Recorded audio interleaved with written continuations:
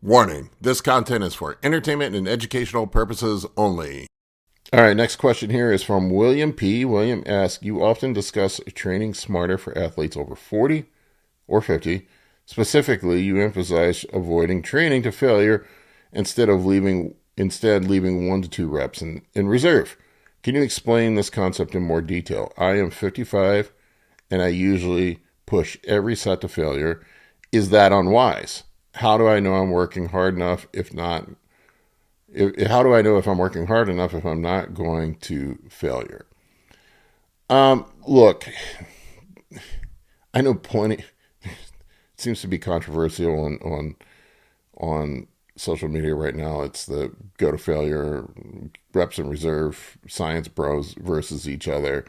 The way I look at it, there are examples in professional bodybuilding, people that have done it both ways and had success and have grown quite a bit. Do we need to train to absolute failure to make progress? Probably not. But I would say this, early on in your journey, when you're in your 20s, I think it's important to train hard, train progressively, find out where your limits are at, get all that out of your system,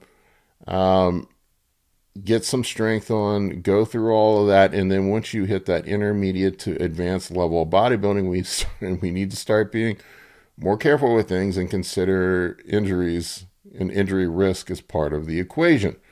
A lot of the surgeries and shit that I've had now, I just was on my 10th surgery. I've been relatively injury free the last 5 years since I've changed my training up. My shoulder was just more of a wear and tear injury over time. I actually think I fucked it up in jiu-jitsu, to be honest with you. That's a whole other question. But training to failure, here's the thing. It can be safe. It can be done safely. A lot of it's relative. Look, let's think about this critically.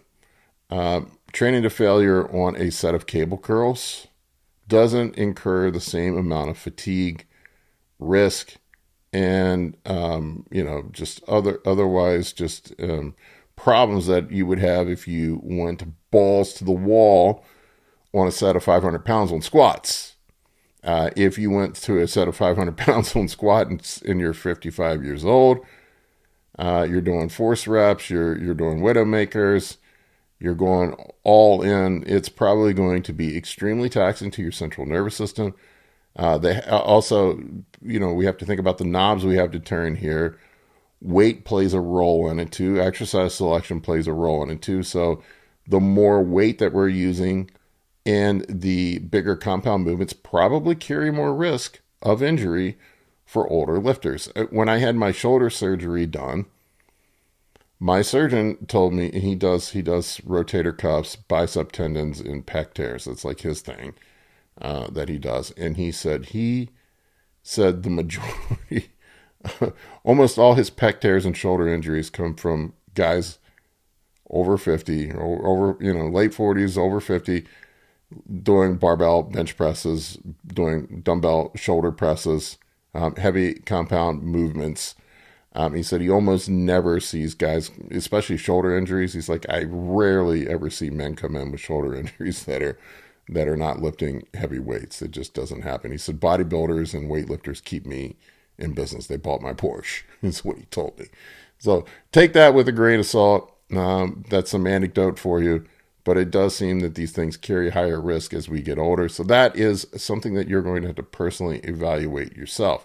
Now, what I have found is that, you can still make progress. This is the thing I think a notion that people sort of fail to understand when it comes to the whole training to failure argument. We have a couple knobs we can turn when it comes to training. We have intensity, which intensity for me, the factors in intensity are the amount of weight that you're using and the proximity to failure that you are in. Also, the exercise selection. I mean, look, going to failure on a fucking set of cable curls is not intense at all. Going to failure on a 500-pound squat where you're at 6 reps and you're failing at 6 reps is way more intense than going to failure on a 30-pound cable curl. So that, that's sort of the factor that I consider in intensity. So it's a very complex thing if we really want to unpack it and consider it carefully.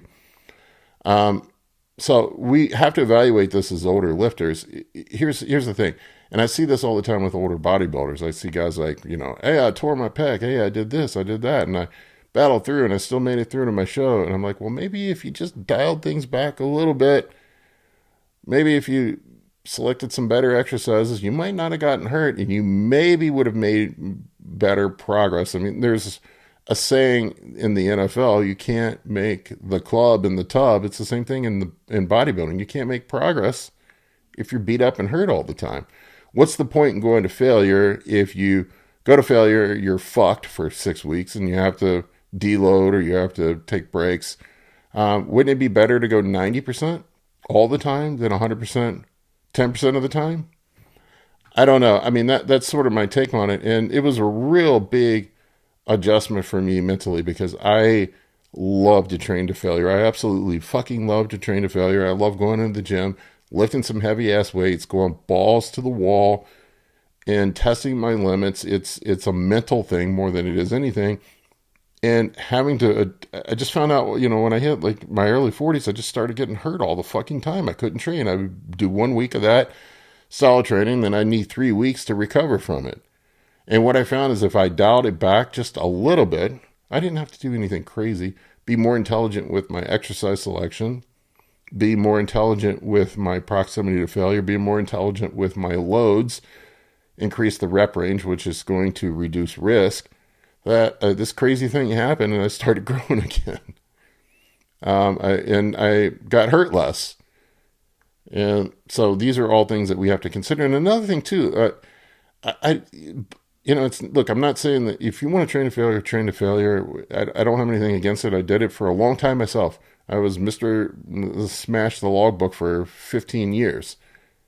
I was smashing the logbook, and then until I couldn't smash it anymore, it smashed me. But think about this critically. It's really only bodybuilders that have this notion that they need to train to absolute failure or they're not going to make progress. Powerlifters don't train to failure almost ever. They never train to failure. Very rarely, they'll put together their mesocycle. It's all programmed out. They have ratios and percentages of lifts, and then they work towards a maximum lift. But these guys are big. These guys are fucking stronger than bodybuilders. They're badass, and they don't train to failure. I don't know why that thought hasn't occurred to the bodybuilding community. So, but look, I get it. It's badassery. I love badassery. I love being tough. I love that mentality. And I think if you're a young person, go for it, man. Just go balls out. Find out where your limits are. Test your limits. Find out where those are at. Make as much progress as you can when you're in your 20s.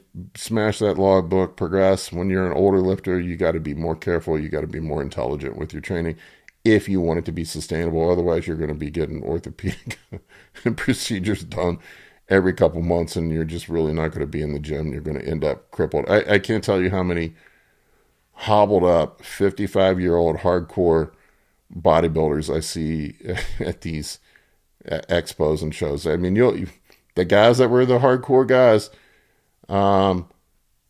in their 20s and 30s, the guys that were going balls out on everything and screaming and yelling, they're all a bunch of fucking cripples when they pass 50. Go to any bodybuilding expo and see your old hero walking around, and they're all fucking hobbled up. The guys that trained a little more intelligently, I would give you the example of maybe Jay Cutler.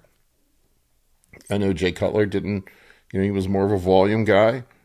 I just saw Jay this past weekend. Jay's in his 50s, and Jay looks fucking fantastic. Dude looks like he's 39. He's spry. He's walking around. I mean, he's still big. He's still jacked. He looks great. And then you see some of his counterparts. They don't look so good. They're all beat up. They're all crippled. They're unhealthy. Jay looks healthy and spry to me. That's the way I want to be going into my retirement age.